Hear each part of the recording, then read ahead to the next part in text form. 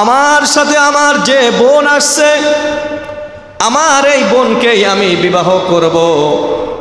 হযরত আদম আলাইহিস সালাম ডাক দিয়া বললেন, না, হবে না। কয়, না না, আমার বোনকে আমি বিবাহ করব। কেন? আকলিমা ছিলেন বড় সুন্দরী মহিলা, কাবিল কয়াকে আমি বিবাহ করব। আদম নবী বলেন, না, হবে না। এখন দুই ভাইয়ের ভিতরে একটা কথন পতন হইতেছে। বাবা আদম বলতেছেন, ঠিক আছে, তাহলে তোমরা দুইজনে আল্লাহর নামে কোরবানি করো। হযরত আদম আলাইহিস সালামের সময়ও কোরবানি ছিল। কেমন দেখেন, শোনেন।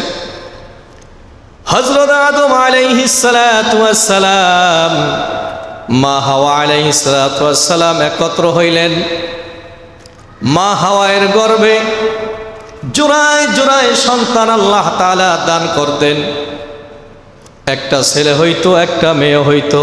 বুঝাচ্ছে কথা? এক ছেলে আর এক মেয়ে। তাই তার ধর্মের বিধান ছিল, মনে করেন 2024 সালে একজন ছেলে হইল, একজন মেয়ে হইল। 2025 সালে একজন ছেলে হইল, একজন মেয়ে হইল। কথাটা বুঝছেন? এখন 24 সালের ছেলে 25 সালের মেয়েরে বিয়ে করবে, আর 25 সালের ছেলে 24 সালের মেয়েরে বিয়ে করবে। ভাই বোন তো তারা, কিন্তু আর তো কোনো দুনিয়াতে কোনো মানুষ নাই। হযরত আদম নবীর ধর্ম ছিল এরকমই, নিয়ম ছিল এরকমই। বুঝে আসছে? তো এবার হযরত আদম আলাইহিস সালাম এর মা হাওয়া আলাইহিস সালামের গর্ভে সন্তান আসলো, হাবিল আসলো। কে আসলো ভাই? হাবিল আর তার বোন আকলেমা, দুজন আসছে। আর পরের বছর আবার আপনার কাবিল আসছে, তো তার সাথে তার আরেকটা বোন আসছে। এখন নিয়ম অনুযায়ী হাবিলের সাথে যে বোনটা আসছে তার সাথে কাবিলের বিবাহ হবে, আর হাবিলের সাথে কাবিলের সাথে যে বোনটা আসছে তার সাথে বিবাহ হবে। বোঝাচ্ছে কথা? আপনার হাবিলের সাথে যে বোনটা আসছে সে বোনটা বেশি ভালো দেখায় না, আর কাবিলের সাথে যে বোনটা আসছে ওইটা অনেক সুন্দর, আকলিমা, তার নাম হলো আকলিমা। বোঝা যাচ্ছে কথা? এখন নিয়ম অনুযায়ী একজন এবছরের মেয়ের সাথে ও বছরের ছেলের বিবাহ হবে এরকম। তো কাবিল এইটা মাইনে নিতে পারলো না। কাবিল বলে, না, আমার সাথে আমার যে বোন আসছে, আমার এই বোনকেই আমি বিবাহ করব। হযরত আদম আলাইহিস সালাম ডাক দিয়া বললেন, না, হবে না। কয়, না না, আমার বোনকে আমি বিবাহ করব। কেন?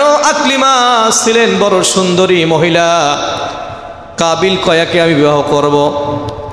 আদম নবী বলেন, না, হবে না। এখন দুই ভাইয়ের ভিতরে একটা কথন পতন হইতেছে। বাবা আদম বলতেছেন, ঠিক আছে, তাহলে তোমরা দুইজনে আল্লাহর নামে কোরবানি করো। কার নামে? আল্লাহর নামে। তখন কোরবানির ধরন ছিল ভিন্ন। কোরবানির ধরন ছিল কি? আপনার হযরত আপনার হাবিল উনি মেষ চড়াইতো, ওই মেষ একটা পাহাড়ের উপরে রেখে আসছে। আর কাবিল কৃষি কাজ করত, শস্য ক্ষেত খামার করত, গম ঠম, এগুলো একটা পাহাড়ের উপরে রেখে আসছে। আসমান থেকে একটা আগুন আসবে, আগুন আইসা যার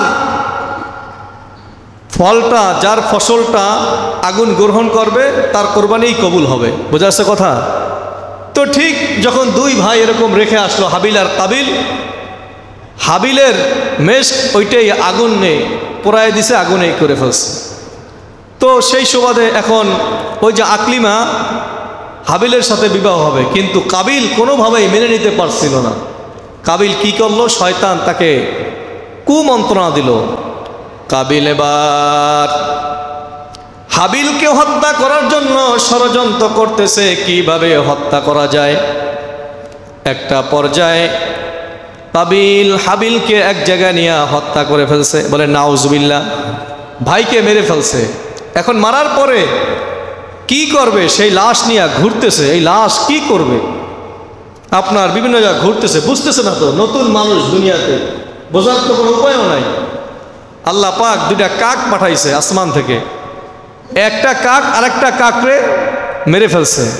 মারার পরে ওই কাক কি করলো, নিজেই পা দিয়া মাটি খনন করছে, খনন কইরা আরেকটা কাকরে ওই মাটির ভিতরে রাখছে। এখন কাবিল এই দৃশ্য দেখে বুঝতে পারছে যে আমার ভাই হাবিলকে যে হত্যা করলাম, হাবিলকে এইভাবে মাটির নিচে রাখা লাগবে। বুঝেন এই কথা?